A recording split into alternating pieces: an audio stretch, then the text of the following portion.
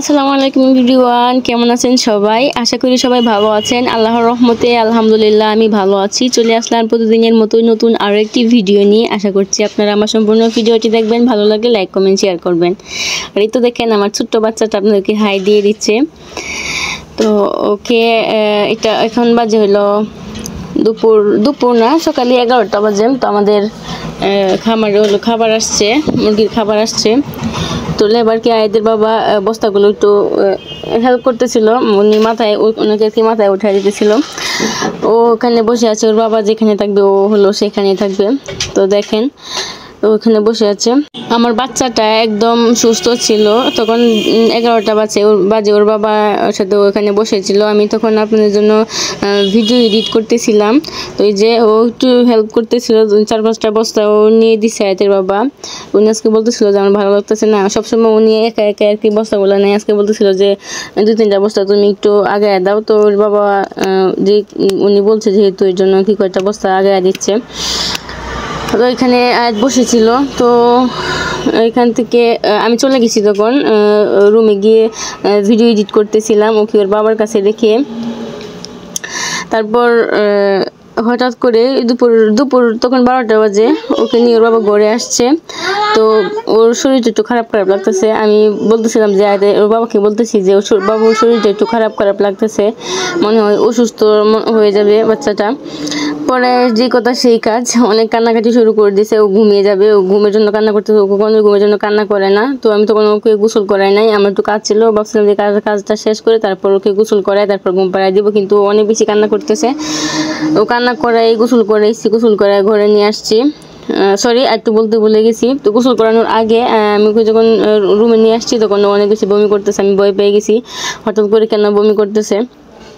ওর বাবা হলো রাতে পেয়ারা নিয়ে আসছিল, তো ওকে পেয়ারা দিছিলাম সকালে, পেয়ারা খাইছে, হয়তো বা বদ হজম হয়েছে মনে হয়েছে। তো আমি আমার আম্মাকে ফোন দিয়ে বলতেছি যে বাবু এরকম করতেছে, বমি করতেছে। ওরা বলতেছে যে বদ হজম হয়েছে, ঠিক হয়ে যাবে, বমি করছে, ভালো হয়েছে। পরে ওকে ঘুম পাড়াইতে নিয়ে গেছি, তখন আবার বমি করতেছে। ও দুধ খাচ্ছে না, দুধ অল্প খেয়ে তখন আবার বমি করে দিয়েছে, একদম সব কিছু নষ্ট করে ফেলছে বমি করে। তারপর বুঝতে পারলাম যে ওর জ্বর আসতেছে। তো ওর বাবা তখনই ওষুধ নিয়ে আসছে। তো দেখি ওষুধ খাওয়ায় ওর জ্বরটা কমে কিনা। সবাই দোয়া করে দেবেন আমার বাচ্চাটার জন্য, ও যেন সুস্থ হয়ে যায়। বাচ্চা অসুস্থ থাকলে আর কোনো কিছুই ভালো লাগে না। আমার বাচ্চাটার জন্য সবাই দোয়া করবেন। আর তারপর বিকালবেলা হলো ওই যে ডিম নিতে চলে আসছে। অনেকগুলো ডিম জমে গেছে, অনেকদিন ধরে ডিম বিক্রি করা হইতেছে না। ডিমের বাজারটা তেমন ভালো যাচ্ছে না, এই জন্য বিক্রি করা হইতেছে না। ভাবতেছিল যে বাজারটা একটু বাড়ুক, পরে বিক্রি করা হবে, কিন্তু এখন সবগুলো ক্যারেট শেষ। ডিমটা সবগুলো ক্যারেট একদম ফিল আপ হয়ে গেছে, আর খালি কোনো ক্যারেট নাই। ডিম যে উঠায় রাখবো এরকম আর কোনো ক্যারেট ছিল না। এর জন্য বলতেছে যে যতই থাকুক বাজার আজকে বিক্রি করে দিতে হবে, কিছু করার নাই। তো আজকেও বাজার খুব একটা ভালো ছিল না, আবার খুব একটা খারাপও না, মোটামুটি চলে আর কি। তো আমার রিজিকে যতটুকু আছে ততটুকুই হবে, এতদিন জমায় রেখেও লাভ হয় নাই, বাজার খুব একটা বাড়ে নাই। তো অন্য সময় কিন্তু এই টাইমে ডিমের বাজার অনেক বেশি থাকে, কিন্তু ইদানিং ডিমের বাজার বাড়তেছে না। ডিমের বাজার বলতে কোনো বাজারই বাড়তেছে না। কাঁচা সবজি ধরেন যত যা কিছুই আছে, পেঁয়াজ রসুন সব কিছুর দামই কিন্তু সীমিত আছে, তেমন বাড়তেছে না। তো দেখি কবে বাড়ে ডিমের বাজার। আর তারপর যে সন্ধ্যার পরে আমাদের কিন্তু যে বাজার টাজার সব কিছু রাতের বেলায় করা হয়। তো এটা সন্ধ্যার পরে না, প্রায় অনেক রাতই হয়ে গেছে। রাতের বেলা হলো আয়তে বাবা বাজার নিয়ে আসছে। তো আলু পেঁয়াজ এগুলো শেষ হয়ে গিয়েছিল। তো আমাদের বাজার কিন্তু মাসের বাজার একসাথে করা হয়, কিন্তু এবারে আর মাসের বাজার একসাথে করে নাই একটু সমস্যার জন্য। তো ওই জন্য বাংতি মাসেই বাজার নিয়ে আসছে। যেহেতু ঈদ গেছে, তো ঈদের সময় কিছু বাজার করা হয়েছিল, কাঁচা বাজার নাই, যে এই যে পেঁয়াজ আলু এগুলো আর কি। তো এগুলো প্রায় শেষ হয়ে গেছে, এর জন্য আজকে যেহেতু বাজারে গেছে, আর আলুর দামটা নাকি একদম অনেক কম, এই জন্য আলুটা একটু বেশি করে নিয়ে আসছে, অনেক বেশি নিয়ে আসছে, 10 কেজি আলু নিয়ে আসছে।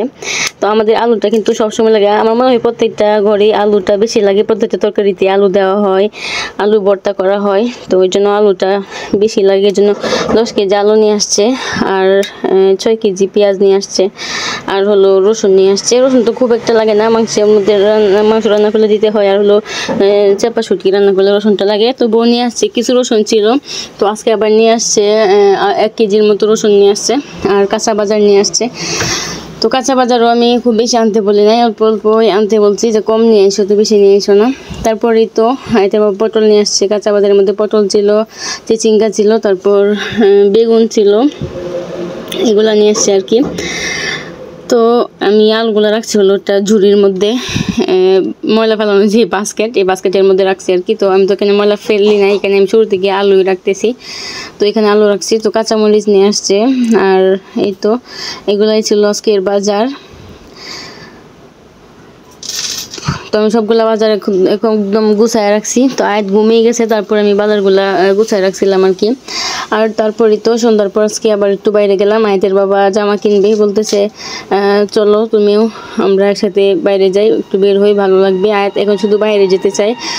ওকে এই কিছুদিন ধরে হলো বাইরে নেওয়া হয়, আর ওকে আগে তেমন বাইরে নেওয়া হতো না। যদি মার্কেটে যাইতাম বা কোথাও ঘুরতে যেতাম, আমরা আয়াতকে ওর নানুর কাছে রেখে যাইতাম, কিন্তু ওর বাবা এখন ওকে কোথাও রেখে যেতে যায় না, বলে না ওকে সাথে করে নিয়ে যাব।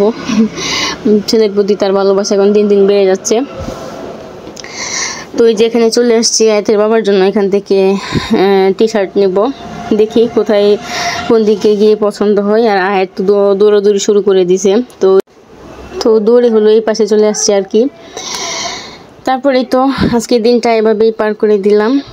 আর আমি চলে আসলাম একটু ক্যামেরার সামনে আপনাদের সাথে আমাকে শেয়ার করার জন্য। তো কেমন লাগলো আমার আজকের এই ভিডিওটা সবাই জানিয়ে দিবেন কমেন্টের মাধ্যমে, আর আমার চ্যানেলটা সাবস্ক্রাইব করে আমার পাশে থাকবেন। দেখা হবে পরবর্তী ভিডিওতে। আল্লাহ হাফেজ।